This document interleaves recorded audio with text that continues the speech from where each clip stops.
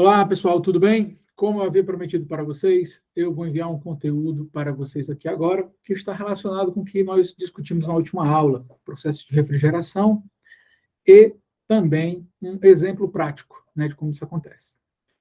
Para isso, eu vou compartilhar com vocês aqui uma tela, só um instante, para que possamos conversar a respeito desse exemplo prático de um processo de refrigeração.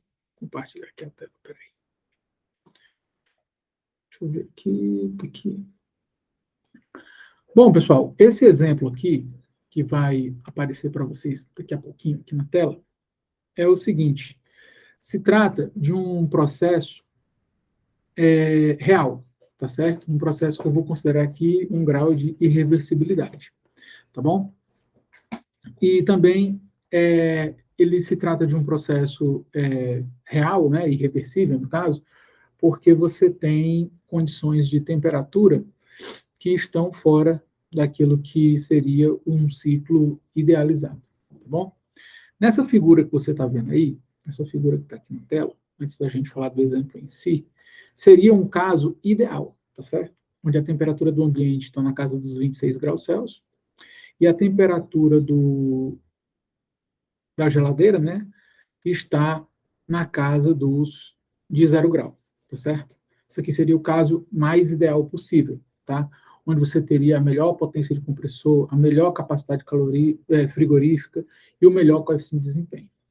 No caso real da gente, do nosso exemplo aqui, o vapor saturado vai entrar no compressor a menos 10, como está dizendo aqui no enunciado, tá certo? E ele vai sair numa temperatura que está diferente dessa aqui do ambiente, 26 graus Celsius. Né? Imagina que às vezes o ambiente pode estar a 35 graus Celsius, por exemplo. A gente vai ver quanto que é essa temperatura depois, tá bom? O nosso exemplo aqui, ele é uma adaptação, tá certo? Esse exemplo 10.1. 10.1 seria o caso ideal, que está desenhado aqui. O nosso exemplo, ele fala que o vapor saturado entra no compressor a menos 10. Então, ao invés de 0 aqui, é menos 10. O líquido saturado sai do condensador a uma pressão de 9 bar. E para esse ciclo de refrigeração por compressão de vapor, ou seja, que é igual de uma geladeira, né? Ele pede para a gente determinar a potência do compressor, a capacidade frigorífica em TR. TR nada mais é do que tonelada de refrigeração. É uma medida que a gente usa na parte de engenharia, tá certo? E o coeficiente de desempenho, que é aquele parâmetro que eu conversei com vocês durante a aula, tá bom? E aí, essa comparação dos resultados, eu vou falar para vocês à medida que eu for resolvendo a questão. Um dado importante é que a vazão máxima do refrigerante, ou seja, do fluido refrigerante que vai girar nesse compressor aqui, a vazão máxima dele é de 0,08 kg por segundo. Perceba que eu estou falando de vazão. Quando eu falo de vazão, eu tenho que colocar agora quilograma por segundo. Então, isso aqui vai ser por um tempo, tá bom?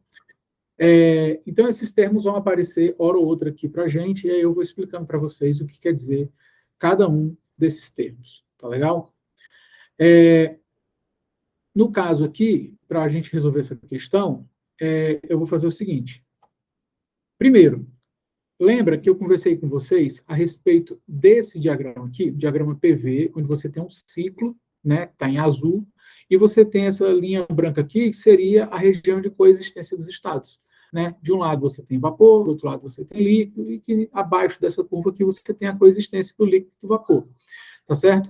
De 1 para 2 acontece a compressão, né? De 2 para 3 ocorre a condensação, de 3 para 4 é o estrangulamento, né? Onde vai passar por uma válvula e vai reduzir a pressão, e de 4 para 1 a evaporação. Tá certo? É o mesmo ciclo. No entanto, é comum a gente representar esse diagrama PV aqui em forma do diagrama TS. Tá? Esse Szinho aqui é um S de entropia. Aqui, nesse caso, você pode associar a entropia como simplesmente sendo o quê? O grau de desordem do sistema, tá bom? Essa definição não é muito rica, mas nesse caso aqui vai funcionar bem, tá? O nosso próximo tema vai ser entropia, mas já faz uma introdução aqui, tá? Então, analisa aqui o diagrama TS. Tudo que aconteceu aqui no PV acontece no TS. Olha só, de 1 para 2, por exemplo, onde ocorre a compressão, né? Então, o vapor saturado entra no compressor e vai até aqui o ponto 2. Eu falei para vocês que ocorre um aumento de temperatura. Bom, de fato, aumenta aqui a temperatura né, no compressor. Veja que se esse ponto 1 até o ponto 2 estivesse exatamente dentro aqui dessa região de coexistência, seria um ciclo ideal. Como a gente está tratando de um ciclo real, ele fica aqui fora, então você tem vapor de fato. E a temperatura vai aumentar. Quando você aumenta a pressão de um vapor, né, quando você comprime ele, a temperatura dele aumenta, de fato. Beleza. Tá bom? De 2 para 3, ocorre a condensação. Então, vai entrar na condensadora. É nessa hora aqui que você libera calor para a vizinhança. Tá certo? Você libera calor para a vizinhança, porque a temperatura está muito alta, na condensadora a temperatura é mais baixa, né? E uma parte desse vapor vai se liquefazer. Tá certo? É onde ele fala que essa pressão aqui, ó, é na ordem de 9 bar. Tá certo? Então, essa pressão aqui, ó, é 9 bar. Esse P aqui é 9 bar. No diagrama PV, o que você vai observar é o quê? É a queda da temperatura. Ou no diagrama TS, você vai observar a queda da temperatura porque entrou na condensadora. Então, uma parte do vapor virou líquido. Tá certo? Então, você perdeu temperatura e vai até aqui o ponto 3. Do ponto 3 para o ponto 4, ocorre o estrangulamento, através de uma válvula. Tá certo? Então, no estrangulamento, a temperatura cai de novo, né, porque ocorreu uma redução da pressão, né, até o ponto 4. E aí, esse fluido agora vai atravessar a evaporadora, tá certo? Vai atravessar a evaporadora. Então, quem está quente dentro da geladeira vai ceder calor para o fluido frio que está passando na parte de dentro da evaporadora, né? Na parte de dentro da evaporadora. Então, você vai ter mais uma troca aqui. Perceba aqui, ó, do ponto 1 para o ponto 2, a gente tem aqui, o processo no compressor, ele é adiabático, tá certo? Todo ganho de temperatura que ocorre por parte do gás, ele não é passado para a vizinhança. Isso aí quer dizer que é o processo adiabático, tá certo? Na condensadora, também você vai ter que o processo, ele ocorre, vamos dizer assim, o ideal seria uma pressão constante, né? Que é essa pressão de 9 bar, mas ele só vai considerar esse 9 bar a partir do momento que você entra aqui na região de coexistência dos estados. Então, você tem líquido e vapor coexistindo aqui, tá certo?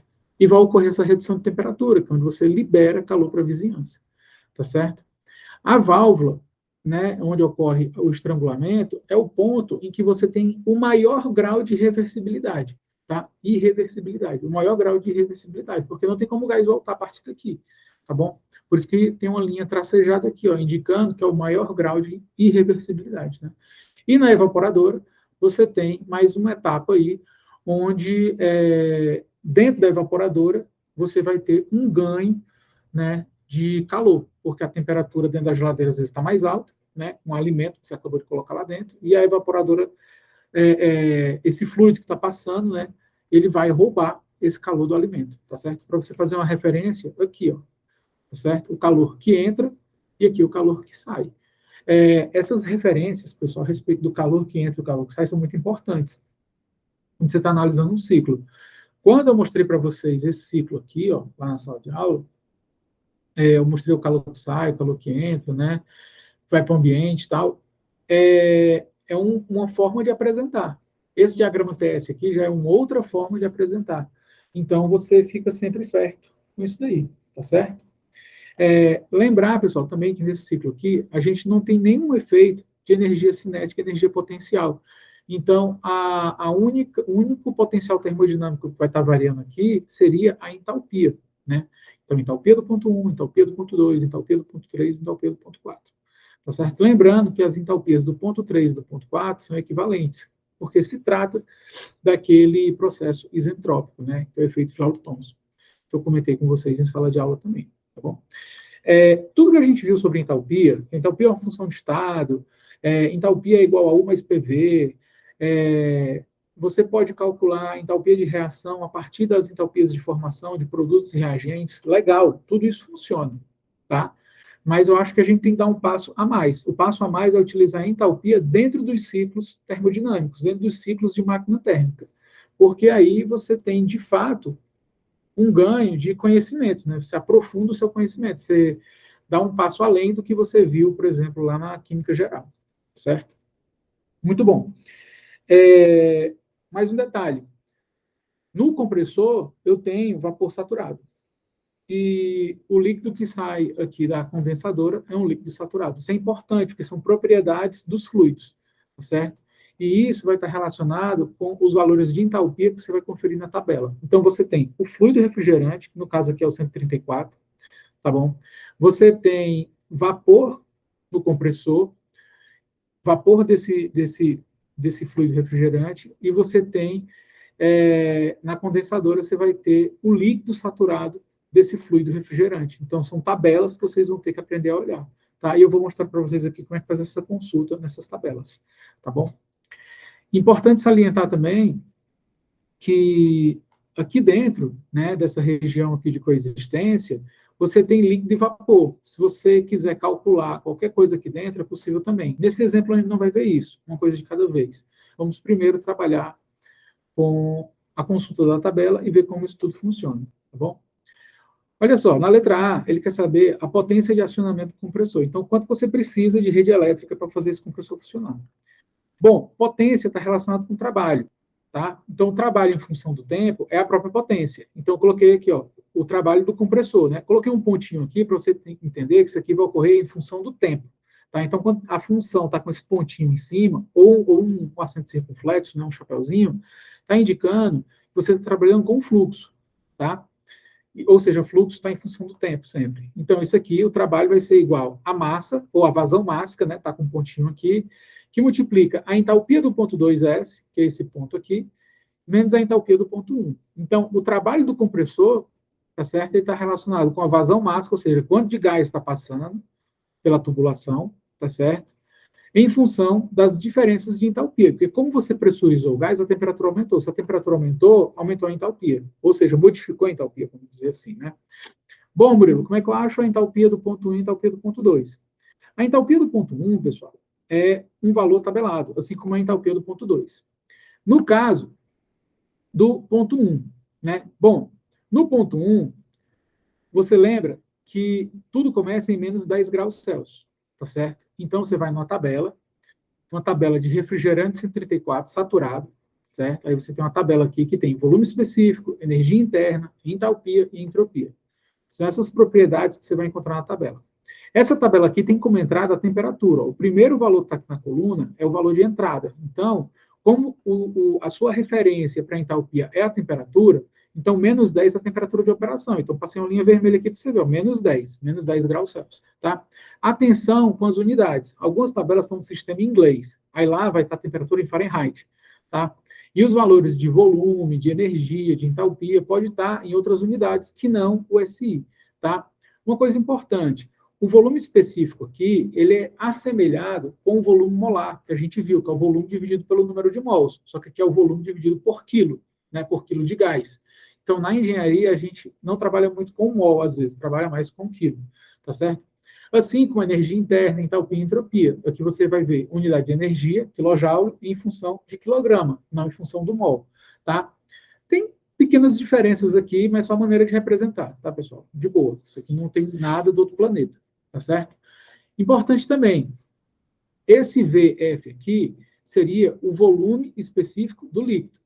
E aqui seria o volume específico do gás, no caso vapor, tá certo? Assim como, no caso da entalpia, vou focar aqui na entalpia, você tem a entalpia do líquido, tá certo? Aqui você teria a entalpia do processo de evaporação, ou seja, passagem do líquido para o gás, e você teria aqui a entalpia do vapor, né, que seria o gás. Então, está com HG aqui. Como a gente tem um vapor saturado, tá certo? Então, eu vou olhar o valor de HG nessa tabela. Tá aqui, ó, deixei marcadinho aqui, ó, 244,51. Então, a entalpia do ponto 1 é 244,51.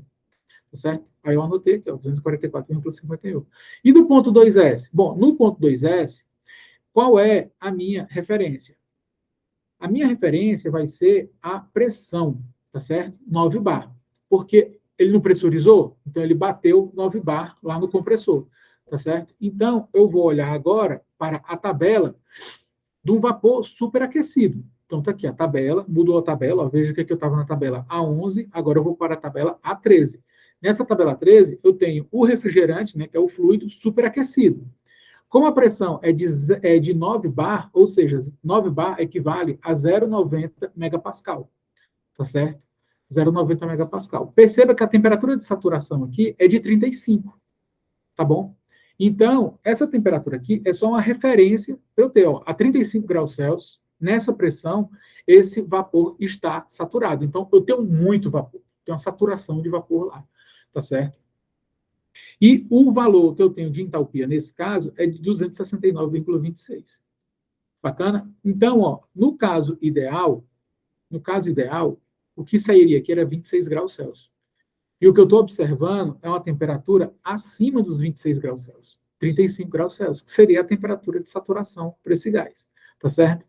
Eu sei que é muita informação, mas, tipo assim, tenta curtir o momento. Você está aprendendo a olhar tabelas que não eram triviais, tá? Então, ó, 9 bar, que é a minha temperatura de operação, saiu lá do compressor, eu vou pegar a entalpia, né, dessa pressão, referente a essa pressão. Bacana, tá aqui, ó, 0,9 megapascal equivale a 9 bar. Então tá aqui, ó. E que temperatura é essa, Murilo? 35,51. Como é que eu sei essa temperatura? É tabelada, como vocês estão vendo aqui, né?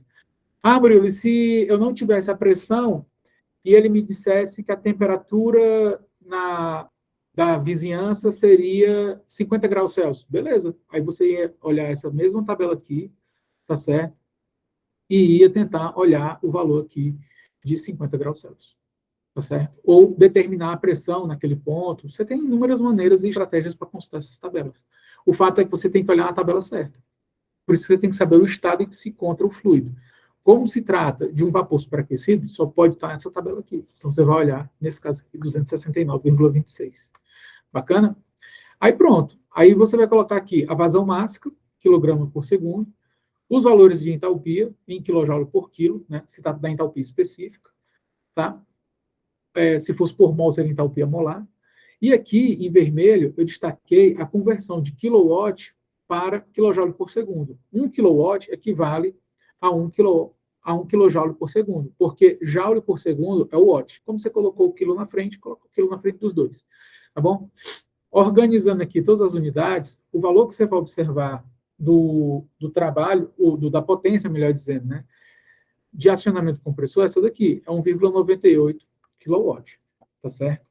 Essa potência, ela é um pouquinho maior do que a do caso ideal, tá certo? Por quê? Porque você está trabalhando com temperaturas que não são ideais, né? Mas nem sempre os ciclos vão ser ideais. É mais fácil os ciclos serem não ideais do que ideais, tá bom? Num ciclo ideal, você operaria entre 0 e 26 graus Celsius. Só que o que você está observando é que ele opera entre menos 10 e 35, né, que a gente viu naquela tabela, 35,5. Então, o que acontece é que você vai precisar de mais potência para fazer o início desse trabalho no compressor, beleza? Bom, vamos para o item... Cadê?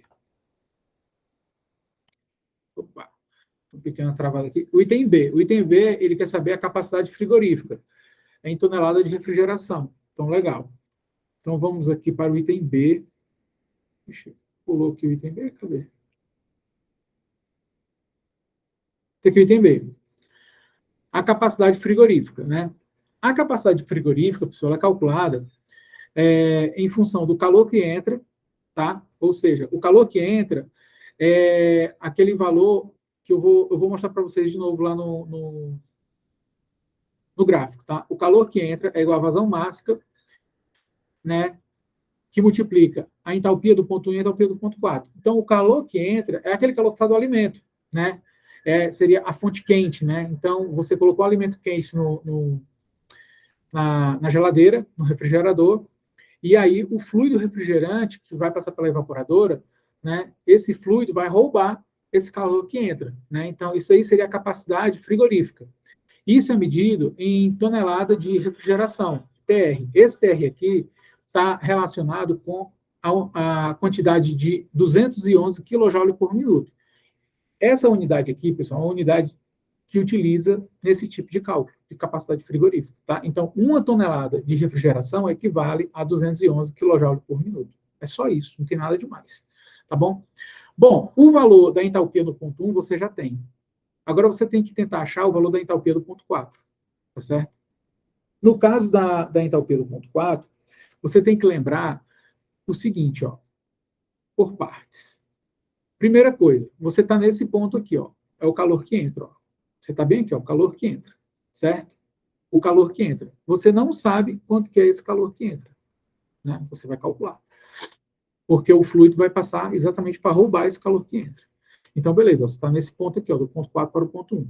A entalpia do ponto 1 você já tem, você acabou de obter aqui, né? A gente viu na tabela. Aqui, ó, 244,51.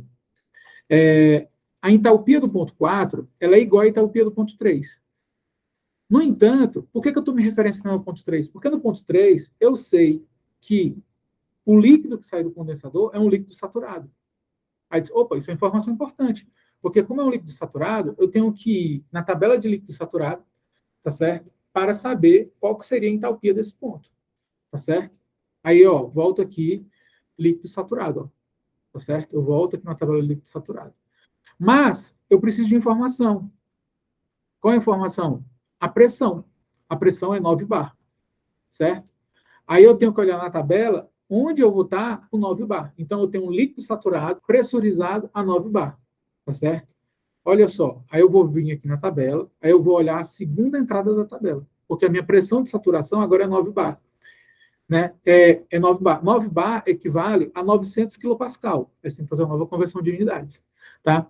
Então, 9 bar, que é a minha pressão do líquido saturado, equivale a 900 kPa. Aí você olha aqui na tabela, você vê que 900 não tem. Tá certo? 900 não tem. Você tem 863 e você tem 912. Então, aqui você vai precisar fazer uma interpolação. Lembrando que você está atrás da entalpia do líquido saturado, porque essa informação ele deu aqui, ó. Cadê? Ele deu aqui, ó. O líquido saturado sai do condensador. Então, um líquido saturado sai do condensador a 9 bar. Eu vou usar essa informação para obter a entalpia do ponto 3 e, consequentemente, a entalpia do ponto 4, que vai ser a mesma. Lembrem-se, é o processo isentrópico, né? Aquela correlação que a gente fez em sala de aula, né? Onde entre o ponto 3 e o ponto 4 você tem o mesmo valor de entalpia. Então, bacana. Então, eu preciso fazer uma interpolação aqui para achar quanto seria a minha pressão de saturação, ou quanto seria a minha entalpia relacionada à pressão de 900 kPa. Né? Você converteu primeiro 9 bar para megapascal, para olhar na tabela, e agora você converteu 9 bar para quilopascal, para olhar em outra tabela. Tá certo? Como é que eu vou interpolar? Bom, a interpolação é feita de uma maneira simples. Eu tinha feito esse exercício com outros valores. Mas aqui vocês vão pegar o mesmo esquema. Ó. Na interpolação é o seguinte, eu tenho temperaturas, tá certo? E tenho pressões, por exemplo. Um exemplo aqui aleatório, tá? Então, você vai correlacionar. Por exemplo, na minha tabela eu tenho a temperatura de 30 e uma pressão de 3 kPa. Eu tenho uma temperatura de 40 e de 5 kPa. Ah, qual que seria a pressão a 37 graus Celsius? Bom, aí eu preciso interpolar. Foi o processo que eu fiz. Tá? Então, na interpolação, eu posso utilizar essa equação zona aqui, grandona, entendeu? Ou posso fazer essa correlação aqui, como se fosse uma sequenciazinha de regra de 3. Tá? Ó, o y que eu quero descobrir menos o y1 dividido pelo y2 menos o y1. Então, você resolveu um lado. E aí o outro 2 vai ser o x, tá? Menos o x1 dividido pelo x2 menos o x1. Cara, isso aqui, assim, vocês vão encontrar em milhares e milhares de locais na internet como é que faz isso aqui, tá certo? Isso aqui é só uma das maneiras que você tem que fazer a interpolação. Eu vou disponibilizar para vocês também um link onde quem quiser fazer o próprio programa com código-fonte, no caso a Bianca gosta de mexer com isso, aí lá tem um código-fonte, Bianca, aí você pode fazer essa fórmula, né, para fazer várias interpolações, tá? No caso aqui, o que eu interpolei foi o seguinte: eu tenho a pressão, então o meu x1 seria 863,11 e o meu y1 99,40. O meu x é 900, que é o valor que eu quero, né? E o meu y é o valor que eu quero descobrir, tá certo? E o x2 vai ser 912,35 e o y2, 102,33. Então, eu vou ter uma tabelinha dessa, tá certo? Com duas colunas, pressão e entalpia. Eu tenho todos os valores, menos a entalpia desse líquido aqui, tá certo? Menos a entalpia desse líquido. Vai ser um valor entre 99 e 102. Bom, fazendo isso, eu descobri o valor de H3 como sendo igual a 101,59. Como H3 é igual a H4, está aqui, ó, 101,59, tá certo? Aí, ó, vazão máxima do fluido refrigerante é 0,08, foi o dado que ele deu. Eu vou fazer essa continha aqui e fazer a minha correlação com a tonelada de refrigeração, tá bom? Então, o calor que entra é igual a 3,25 tonelada de refrigeração. Esse valor, ele está, assim, um pouquinho menor do que o ideal, tá certo? Ele é um pouquinho menor do que o ideal, mas pouca coisa mesmo. O ideal seria, considerando uma situação ideal, entre 0 e 26 graus Celsius, você teria aí, quanto? 3,7 toneladas de refrigeração, e o valor que você está observando aqui é um pouquinho menor. Esse valor se torna um pouquinho menor por conta das entalpias que você está trabalhando, tá certo? Só por isso. Bom, e consequentemente isso vai interferir também na potência, né? Então você tem uma capacidade frigorífica aqui um pouquinho reduzida, tá certo? Um pouquinho reduzida. Você sai de 3,7 para 3,3, vai. É um pouquinho reduzido, então isso quer dizer que você precisa gastar mais potência para poder refrigerar aquele seu alimento, tá certo? E finalmente o coeficiente de desempenho, você pode representar pela letra beta ou COD, né, que é o coeficiente de desempenho que eu conversei com vocês em aula. Existem inúmeras fórmulas para você calcular o coeficiente de desempenho, tá? Eu coloquei aqui em função do calor que entra, dividido pelo trabalho do compressor. Lembrando que o trabalho do compressor, ele pode ser representado como a diferença entre o calor que entra e o calor que sai. Tá? Existem, uma forma de representar o trabalho. A gente vai trabalhar, vai falar sobre isso aqui quando falar de entropia também, tá bom? Mas vocês já vão se familiarizando com essas fórmulas. Uma coisa boa da engenharia é que as fórmulas elas já vêm apresentadas, você aplica, tá? Enquanto na fisicoquímica, na termodinâmica clássica, a gente tem que deduzir muitas equações, aqui a gente tem mais aplicação, tá? E uma coisa legal daqui é que você sempre está correlacionando valores de entalpia. Então, a parte mais delicada é o quê? É você saber em que condição se encontra o seu fluido, né? Ó, aqui, de 1 para 2, eu tenho vapor. De 2 para 3, eu tenho um líquido. De 3 para 4, eu tenho um líquido condensado. De 4 para 1, eu tenho um fluido. Bom, aí você tem que sempre estar analisando isso daqui, tá certo? E consultando tabela, não tem jeito. Tabela vai ser a tônica da vida de vocês. Correlacionando os valores de H1, H4, H2 e H1, que a gente já calculou tudo, né? Eu vou obter um coeficiente de desempenho de 5,78, tá? Esse coeficiente de desempenho, ele está menor, né? Ele é a metade do que seria o ideal, tá certo? No ciclo ideal, você tem um coeficiente de desempenho de 10, 10,5. E nessa situação aqui que eu estou mostrando para vocês, ele está dando 5,78. Aí você diz, então quer dizer que o meu refrigerador é ruim? Não, só está dizendo que você tem que gastar um pouco mais de energia elétrica para poder refrigerar qualquer coisa que você coloca lá dentro, tá certo? Isso aqui é um sistema que é real, né? E ele está a partir do princípio de um alto grau de irreversibilidade do processo que acontece na válvula, né? No estrangulamento, tá certo? Essa parte aqui, pessoal, é uma parte de prática, né? Um exemplo prático. E eu espero que vocês tenham gostado dessa parte. E que, se tiver alguma dúvida, vocês podem entrar em contato comigo, tá bom? Mesmo que a gente já esteja aí de férias, eu não sei se eu encontro com vocês hoje lá pelo campus, mas todos tenham boas festas aí, um Feliz Natal, um próximo Ano Novo. No dia 3, a gente está de volta lá para conversar um pouco mais sobre esses ciclos e falar um pouco mais sobre entropia, tá bom? Fique com Deus, até a próxima. Tchau.